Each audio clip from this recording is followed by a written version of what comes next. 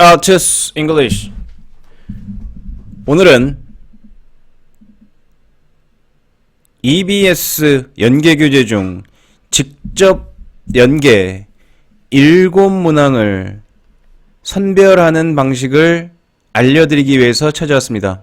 그래서 작년 2019학년도 기준으로 어떻게 문항을 선정했을 때 직접 연계 지문을 고를 수 있는 확률이 높은지 알아보도록 하겠습니다. 지금은 2019년 9월 11일, 이거는 2019학년도 대비니까 작년 2018년에 사용했던 연계 수능 완성 확인표입니다. 자, 그럼 일단 첫 번째, 왜 직접 연계 7문항이 중요한 이유 3가지. 다들 아시겠지만 다시 한번 확인하고 지나가겠습니다. 직접 연계 문제 중요한 이유 첫 번째, 점수가 엄청나게 상승합니다. 27에 14점에다가 3점짜리 문제 있으니까요. 적어도 15점 이상 차지합니다. 두 번째, 시간을 엄청나게 줄일 수 있습니다. 시간이 줄어들음으로써 다른 문제의 정답률이 높아져서 점수가 같이 상승하는 효과 나타나는 거죠. 자, 세 번째, 심리적 안정, 마음이 차분해집니다. 이거 봤던 지문인걸? 이런 마음이 차분해지는 순간 정답률은 올라가게 되는 거죠. 실제로 내가 그걸 잘 모르는 지문이라고 하더라도 마음의 안정이 됐을 때 정답률과 불안정했을 때 정답률은 차이가 있을 수 있다는 얘기입니다. 자, 그럼 본격적으로 2019학년도 대비 직접 연계 어떻게 선정했는지 살펴보도록 하겠습니다. 자, 우선 어디에서 출제되는지, 물고기를 낚으려면 어디를 가야 될까요? 물고기가 많이 낚이는 곳으로 가야 됩니다. 물고기가 많이 낚이는 곳으로 가는 사람들이 꾼이에요. 꾼. 강태공이에요. 강태공. 아마추어들은 물고기가 낚이지 않는 곳에 가서 열심히 헛손질, 삽질을 하는 거죠. 그러면서 이곳이 아니네, 이 산이 아니네, 이 산 저 산, 이물저물 찾아보고 다니는 겁니다. 자, 그럼 첫 번째, 수능 완성에서 가장 많이 나오죠. 수능 완성에서. 당연히 직접 연계는 수능 완성이라고 보셔도 됩니다. 자, 그럼 여기 수능 완성 그 중에서도 어느 편이요? 실전 편이요. 그럼 충분히 수능 완성 실전 편에서 여러분이 문항을 기본 문항 선정해 주시기 바랍니다. 제 기준으로 말씀드리면 처음에 이렇게 볼드체로 한 개 기본 문항 선정한 것입니다. 자, 그럼 그 다음에 수능 완성 유형편에 당연히 목적, 여기 볼드체 아닌데 작은 글씨체, 이거는 선택되지 않은 문항입니다.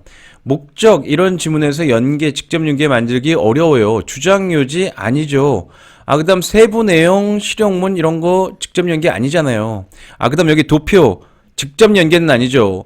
물론 간접 연계로 해서 이 도표가 직접 나옵니다. 도표는 똑같이 나와요. 그러니까 학생들 여러분, 도표가 좀 약하신 분들 반드시 수능 연계교재에 있는 도표는 다 확인하고 들어가셔야 됩니다. 하지만 직접 연계는 아니니까 일단 여기선 빼겠습니다.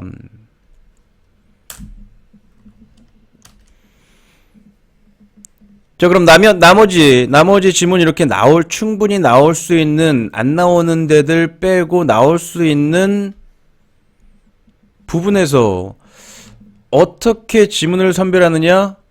그거는 기본적인 수능 지문의 지문 구조를 파악하실 수 있는 분들, 그 다음에 수능 지문으로 직접 연계, 어휘, 어법, 그 다음에 순서, 삽입, 빈칸까지도 충분히 예측할 수 있으니까요. 이 정도를 변형 문제를 직접 본인이 만드실 수 있는 분들 정도면 충분히 예, 충분히 파악이, 뭐 1번이 더 중요하고요. 2번은 직접적인, 이게 가능할 때 사실은 2번을 할 수 있는 거니까요. 그럴 때, 제가 보기에는 여기서 한 50%는 쉽게 쳐낼 수 있습니다. 이렇게 아닌 지문들이 눈에 보이죠. 이렇게 아닌 지문들이 연계될 가능성이 조금 떨어져 보이는 것이 보입니다. 뭐, 선생님들마다 틀리겠지만 저 같은 경우는 학생들 입장에서 왜 이렇게 쉬운 지문은 당연히 빼고요. 이거 조금 까다롭군. 제 기준이 아닙니다. 제 기준에 까다롭다? 당연히 선생님들 기준으로 까다롭다? 무조건 넣으셔야 되고요. 학생들 기준으로 보시는 겁니다. 학생들 기준으로 이거 학생들 기준으로 조금 까다롭겠네. 이런 지문들을 저는 고릅니다. 당연히 그 다음에 나중에 변형 문제를 만들어 보면 까다로운 문제에서 변형 문제가 이런 문제가 나올 수 있습니다. 쉬운 문제에서 이렇게 나오면 출제 전체적으로 난이도 조절이 아마 제가 보기엔 안 될 걸로 파악하고 있습니다. 그럼 좀 전에는 수능 완성 보셨고요. 이번에는 영어 영독 독해 연습 작년 수능에는 여기 유형편에서 많이 나왔지만 전반적으로는 사실은 테스트 편이 조금 중요한 편입니다. 여기에 있는 여기 모나서 정마제 문제는 좀 이따 설명해 드리겠습니다. 여기서도 마찬가지로 안 나오는 데들 빼고 그 다음에 나올 수 있는 부분들 충분히 표시하는 거 어렵지 않고요. 특히 테스트 편에서는요. 그 다음 여기 유형 편에서도 자기가 이렇게 안 나올 만한 것 골라내시는데 아까 자기만의 기준 있으면 50% 정도로 가지치는 거는 그렇게 어렵지 않다고 생각합니다.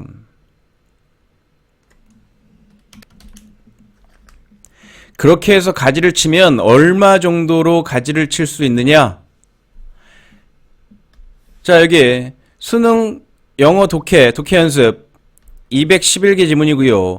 수능 완성 전체 211지문에서 토탈 2권 해서 422지문인데 대략 이렇게 해서 가지를 치면 쉽게 200개 정도로 반절 정도를 가지를 치실 수 있습니다.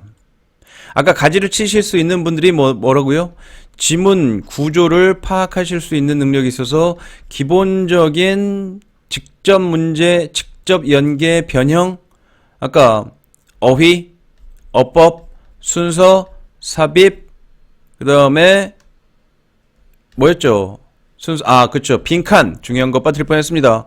빈칸. 이런 것 파악하실 수 있는 분들은 이 정도까지 줄일 수 있는데, 그럼 자기가 추려낸 문제가 자신이 없으시는 분들은 한번 확인하시는 방법을 제가 가르쳐 드리겠습니다. 중간에 여기서. 자, 시중에 나와 있는, 이게 작년 기준 수능에 나와 있는, 시중에 나와 있었던 제가 기준으로 하는 탑4의 파이널 문제입니다. 파이널 문제. 봉투 모의고사죠. 봉투 모의고사. 두 가지 방법이 있는데요. 아까 봉투 모의고사, 저는 물론 탑5가 역으로 나중에 나오는 걸 저는 가장 중요하게 생각합니다. 제 기준입니다. 여기에 있는 직접 문제 연계 교재들을 확인했을 때 아까 자기가 선택한 문제에서 대부분 나온다? 그러면 여러분들의 지문 구조 능력이 훌륭하다고 볼 수 있을 것 같습니다. 제가 생각하는 겁니다, 물론. 수능 완성해서 볼까요? 여기 모나서 정맞은 문제가 아까 말한 탑4에서 나온 직접 연계 문항입니다. 직접 연계에 나오는 거에 조그만 글씨도 있긴 있어요. 하지만 직접 연계에 나오는 문제들 보시다시피 수능 완성에서도 그렇고요. 독해 연습에서도 그렇고요. 대부분 100% 겹칠 이유는 겹칠 수도 없고요. 겹치지 않아도 상관없습니다. 의견은 조금씩 차이가 날 수밖에 없어요. 개인적인 의견은 한계가 있으니까요. 그래도 그래도 이렇게 다 거의 이렇게 저희가 배수를 많이 뽑는 거니까요. 많이 뽑고 많이 뽑는 거기 때문에 이 정도는 다 거의 다 유사하게 나와야 됩니다. 이게 너무 자기가 뽑은 게 이런 너무 딴 지문들, 딴 작은 지문들에서 나온다. 봉투 모의고사가 그러면 여러분은 좀 실력을 키우셔야 되고요. 왜냐하면 봉투 모의고사는 생각해 보십시오. 4대 메이저, 아까 4대 메이저 봉투 모의고사는 가장 그러니까 심혈을 기울여서 제작하는 제품이라고 생각합니다. 제가 보기에는. 순도가 아주 높은 좋은 퀄리티의 문제들이에요. 사실은. 나름대로는. 그러니까 그거하고 많이 일치한다. 여러분들이 일단 지문 선정은 잘 하셨다는 겁니다. 이렇게 해서 여러분들의 지문 선정 능력을 검토하실 수 있고요. 그 다음 여기 물론 저는 모평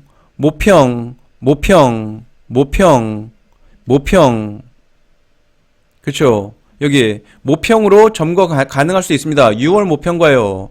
당연히 그 다음 무슨 모평이요? 9월 모평이죠. 9월 모평 이렇게 점검 가능합니다. 9월 모평 점검 가능하죠. 그럼 영어에서도 한번 볼까요? 자, 영어입니다. 영어에서도 마찬가지죠. 이쪽에 9월 모평 어디쯤일까요? 이쯤에 9월 모평, 6월 모평, 그 다음에 수능, 그 다음에 아까 있는 메이저에 있는 것들하고 비슷하게 걸리는 것들, 본인이 이 정도는 자기가 하실 수 있으면 아까 말한 대로 얼마가 줄어든다고요? 그렇죠. 자기의 그 지문 선정 능력을 확인해 보실 수 있습니다. 저 같은 경우는 작년에 이 정도 했으면 수능에서 직접 연계 7개에서 7개 나왔고요. 그 다음에 6월, 9월 같은 경우는 7개에서 6개 정도 나왔습니다. 6개. 한 문제 정도는 저는 빠질 수 있다고 생각합니다. 어디가 사실 빠질 수 있다고 생각하냐면 아까 제가 지문을 선정하는 기준이 아이들한테 까다롭다, 어렵다, 변형 이런 기준이기 때문에 사실은 35번 흐름 무관 문장이 빠질 수가 있습니다. 왜냐? 35번 문장은 기본적으로 약간 평이한 문장, 그 다음에 짧은 문장에서 뭔가 하나가 중간에 추가돼서 지문이 길어지는 거예요. 그러니까 원본은 조금 생각보다 평이하고 쉬운 지문입니다. 그런데 뭔가 하나가 추가되니까 조금 까다로워지는 문제가 돼서 35번 흐름 문제가 되는 거죠. 그러니까 저는 원래 이렇게 약간 조금 쉬워 보이지 않는 거는 선별하지 않습니다. 그래도 사실은 35번 여기 가능합니다. 그래도 저는 이게 빠질 수 있다고 생각하기 때문에 한 7개 중에서 6개 정도는 충분히 가능하다고 생각합니다. 그 다음 더 중요한 거 다음이 포인트입니다. 이번에 200개 지문에서 한 170개 정도 내지 150개로 줄이는데 가장 중요한 역할을 하는 것이 이것입니다. 저도 마찬가지고요. 이걸 들으시는 대다수의 선생님들 혹은 원장님들께서 작은 규모의 학원을 가지고 운영하고 계시기 때문에 저희의 리소스가 당연히 제한되어 있겠죠. 그러니까 이 리소스를 활용하는 건데 어떻게 활용하느냐? 역으로 활용하는 겁니다. 역으로. 이 부분이 중요합니다. 자, 여기서 나오는 직접 연계 아까 말씀드렸죠. 표시해드렸죠. 수능에서 나올 확률 거의 없습니다. 자, 여기 있는 직접 연계 문제가 좋지 않다는 게 아니에요. 좋습니다. 아이들한테 연습 문제로 풀립니다. 하지만 수능에 연계될 가능성은 없습니다. 제가 보기에는요. 왜요? 수능 출제자들이 그걸 제일 먼저 배제할 가능성이 높습니다. 보실까요? 자, 수능 특강 독해 연습편입니다. 많이 나왔는데 빨간 거 아까 그 탑 메이저 4 다 골라놓은 겁니다. 다 표시해 놓은 겁니다. 직접 연계. 하지만 수능은 딴 데서 나왔어요. 수능은. 그러니까 제 표현으로 모나서 정 맞은 문제입니다. 모나서 좋지 않은 문제가 아니에요. 저도 좋은 지문이라고 선정을 한 겁니다. 하지만 정 맞았단 얘기예요. 제 얘기는. 자, 그 다음 수능 완성. 수능 완성에서도 작년에 하나, 둘, 셋, 네 개가 나왔는데 그 중에서 세 개는 딴 데서 나왔고, 여기 정맞고도 출제된 문제가 한 개 있습니다. 한 개 있습니다. 정맞고도 출제된 문제 딱 한 개. 그쵸? 아까 수능 독해, 수능 영어에서도 확인할까요? 자, 수능 영어에서도 수능은 자, 여기 보시듯이 정맞은 문제들을 피해서 나왔습니다. 자, 이게 왜 그렇게 되느냐? 생각해 보시죠. 수능 출제위원들이 들어가서 수능 출제위원들 이거 다 여기 아까 말한 대로 탑4 이거 다 나오기 이거 나온 이후에 들어가십니다. 이거 이후에 들어갔는데 수능 출제위원들이 문제를 다 점검한 다음에 시중에 기존에 있는 시중 문제를 확인을 하든가 확인을 해서 당연히 이거하고 너무 유사한 문항이나 지문은 빼야 되겠죠. 자, 그럼 이거를 조금 더 효과적인 작업을 하려면 아예 여기 있는 거 미리 빼도 되는 겁니다. 왜요? 왜? 어떻게 그게 가능하냐고요? 자, 보시죠. 아까 말씀드린 대로 그런 문제들은 되게 제한적인데 직접 연계 몇 개 돼 있다고요? 7개 돼 있는데 3회분 하니까 7, 3회 21 20개밖에 안 돼요. 20개인데 여기 끝.